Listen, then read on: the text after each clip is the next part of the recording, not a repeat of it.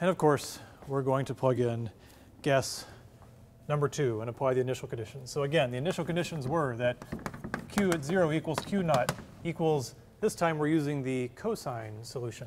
So it would be A cosine omega t is 0, this is at time 0, phi. So Q naught is A cosine phi. And then the other one, the derivative, the fact that dq dt is 0, would just be that, let's see, the derivative of cosine is a negative sign, pull out an omega, so minus A omega sine omega t is 0, we're doing this at time 0, phi is still there. That equals 0. This is the dq dt part. Again, 2 equations, 2 unknowns. So let's see, this is the 0, this is the one that we deal with. A can't be 0, omega can't be 0. We need sine of phi to be 0, and where is sine 0? Sine is 0 when phi equals 0. I hope you can tell my phi's from my zeros. Okay. So if that is true, then we plug 0 into here. Cosine 0 is 1, and of course, again, A equals Q naught. Pretty much the same thing we did last time.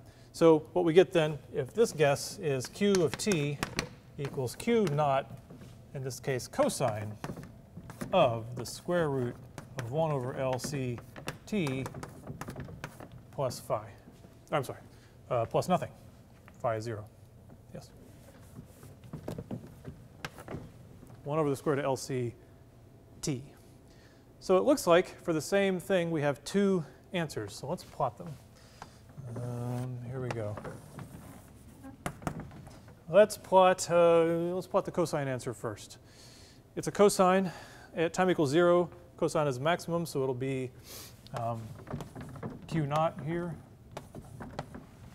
That'll be the maximum value, and then it'll follow a cosine function. It'll go down and up, go like that.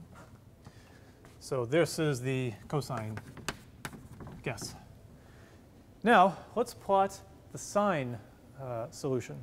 See, the sine solution was also Q naught sine, this same thing, plus pi over 2. Okay? So at time equals 0, we just plug t equals 0 into a sinusoid, plus pi over 2.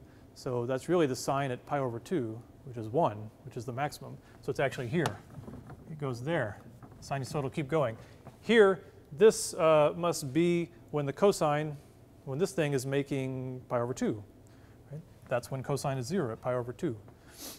Now, if we take that pi over 2 and add another pi over 2 in the sine, those together make a pi, and at that point, the sine solution is 0. If you keep doing this, you're going to find they're right on top of each other.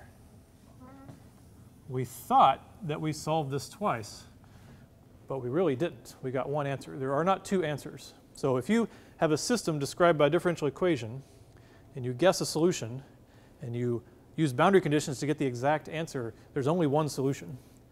There can only be one solution because physically it can only do one thing. There has to be one mathematical solution that describes it. And here it looked like we found 2, but they're really the same. It may look like 2 solutions. It's really just one solution. Okay? This is called the uniqueness and completeness in differential equations. If you find one, it fits, use boundary conditions, it is both unique and it's complete. So if you've never had differential equations, this may have given you an idea. Really, we're just guessing the solution. If you ever hear a mathematician say, we're going to construct a solution, right? That's their fancy way of saying guess. You may hear a theoretical physicist say, let's begin with the following Ansatz, right? Ansatz is basically German for guess. Ansatz is German for outset. So all they're really doing is guessing, so don't let them fool you.